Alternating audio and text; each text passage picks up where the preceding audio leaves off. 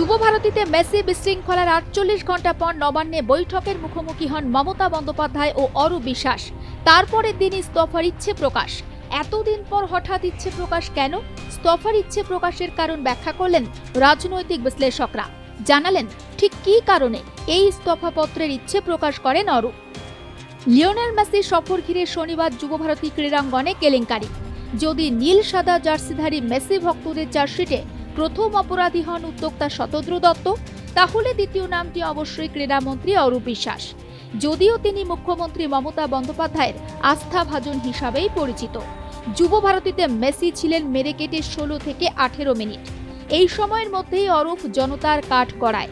যত দিন গড়িয়েছে ততই মোবাইলে ঘুরতে শুরু করে মেসির গায়ে লেপ্টে থাকা অরূপের ছবি। যুব ভারতীর গ্যালারি ছাড়িয়ে দলের অন্দরেও সমালোচিত হতে শুরু করেন তিনি। প্রশাসনের অন্দরে তৈরি হয় জল্পনা, অরূপকে কি তার দায়িত্ব থেকে সরিয়ে দেওয়া হবে? অনেকে বলেন অরূপ কি পদত্যাগ করবেন। যুব ভারতীর ঘটনার পর যথেষ্ট চাপেই ছিলেন ক্রীড়ামন্ত্রী অরূপ বিশ্বাস।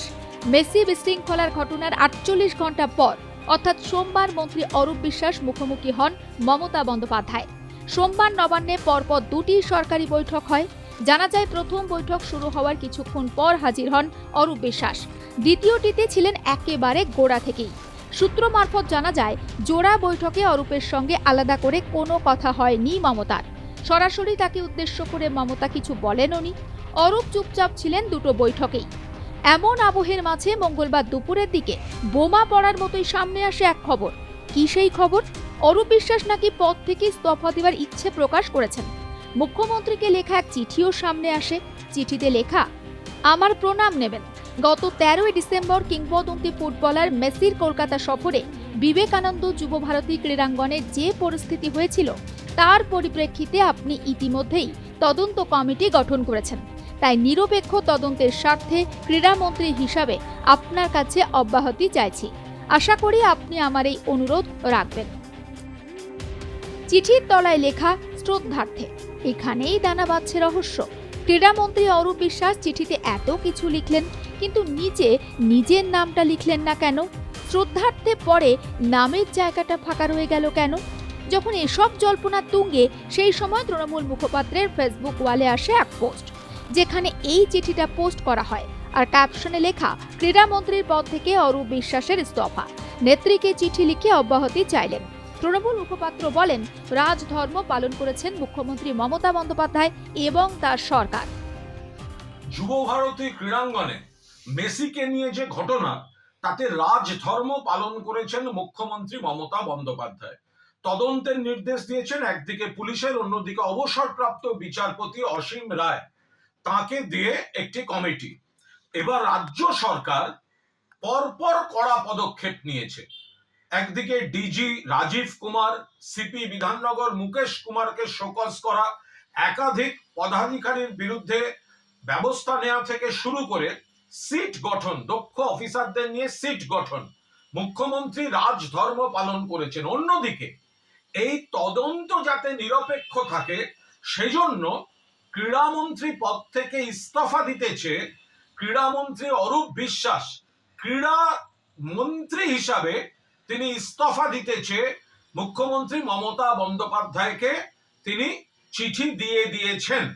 এ ব্যাপারে সিদ্ধান্ত বিবেচনা করছেন মুখ্যমন্ত্রী, কিন্তু অরূপ বিশ্বাস তিনি চিঠি দিয়ে দিয়েছেন। আমাদের বক্তব্য, এটা মমতা বন্দ্যোপাধ্যায় মুখ্যমন্ত্রী বলে এবং তৃণমূল কংগ্রেসের সরকার বলেই এই রাজধর্ম পালন চলছে। ১৯৮০ সালের ১৬ই অগস্ট ইডেনে মোহনবাগান ইস্টবেঙ্গল ম্যাচে কুরুক্ষেত্র ১৬ জনের মৃত্যু। তখন কিন্তু মুখ্যমন্ত্রী জ্যোতি বসু, পুলিশ মন্ত্রী জ্যোতি বসু বা ক্রীড়ামন্ত্রী তারা কেউ এই ধরনের ইস্তফার কথা বলেননি। সেখানে কিন্তু বড় কর্তাদের বিরুদ্ধে কোনো ব্যবস্থা হয়নি। ১৯৯৬ আবার ইডেন, ভারত শ্রীলঙ্কা বিশ্বকাপ ক্রিকেটের সেমিফাইনাল, চূড়ান্ত বিশৃঙ্খলা, খেলা বন্ধ, দেশের মুখ পুড়ল। জ্যোতি বসু মুখ্যমন্ত্রী, ক্রীড়ামন্ত্রী সুভাষ চক্রবর্তী, পুলিশ মন্ত্রী বুদ্ধদেব ভট্টাচার্য কেউ কোনো দায়িত্ব নেননি, কোনো তদন্ত হয়নি। একের পর এক খারাপ ঘটনা বাম জমানায় কখনো ক্রীড়াক্ষেত্রে, কখনো যুবা ভারতীকে কেন্দ্র করে দুষ্কৃতি আখড়া, জবরদখল, জমি কেলেঙ্কারি এই সব হয়েছে। কিন্তু আজ পদক্ষেপ নিতে শুরু করে মমতা বন্দ্যোপাধ্যায় রাজধর্ম পালন করেছেন এবং অরূপ বিশ্বাসও এই তদন্তের প্রতি পূর্ণ আস্থা রেখে মুখ্যমন্ত্রী যখন তদন্ত করাচ্ছেন, সেই তদন্ত যাতে নিরপেক্ষ থাকে, সেই নিরপেক্ষতার স্বার্থে তিনি ইস্তফা দিতে চেয়ে মুখ্যমন্ত্রীকে চিঠি পাঠিয়ে দিয়েছেন।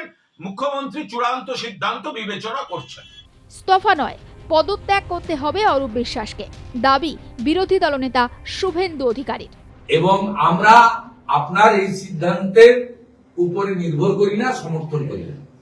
পশ্চিমবাংলার মানুষ আপনার অপসারণ চায়, অরূপ সুজিতের গ্রেপ্তার চায় এবং পশ্চিমবাংলার মানুষ মহামান্য অ্যাক্টিং চিফ জাস্টিসের নেতৃত্বে হাইকোর্টের হস্তক্ষেপ চায়। আগামী বৃহস্পতিবার হাইকোর্ট এই মামলা রেখেছে।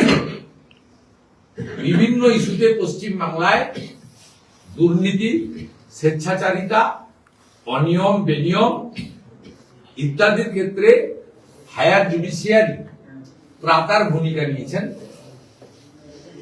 এক্ষেত্রেও মানুষ দেখতে চায়, জানতে চায়, তারা অপেক্ষা করতে চায় যে আগামী বৃহস্পতিবার অ্যাক্টিং চিফ জাস্টিসের বেঞ্চ যেহেতু লিস্টেড করেছেন এই মামলায়, তারা কি সিদ্ধান্ত গ্রহণ করেন।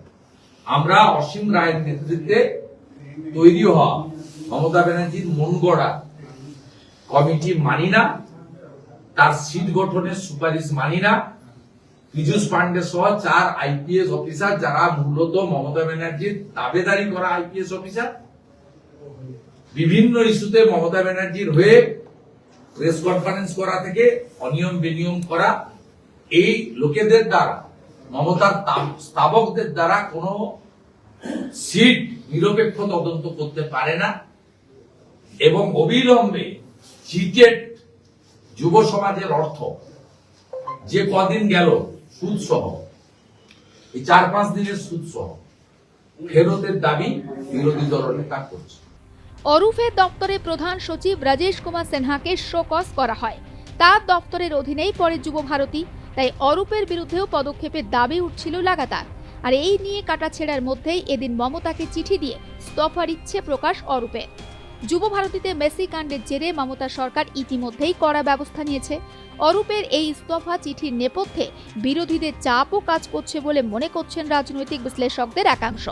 কারণ অরূপকে পদে রেখে নিরপেক্ষ তদন্ত সম্ভব হবে কি করে, প্রশ্ন উঠতে শুরু করেছিল বিরোধী শিবির এবং বিভিন্ন মহল থেকে।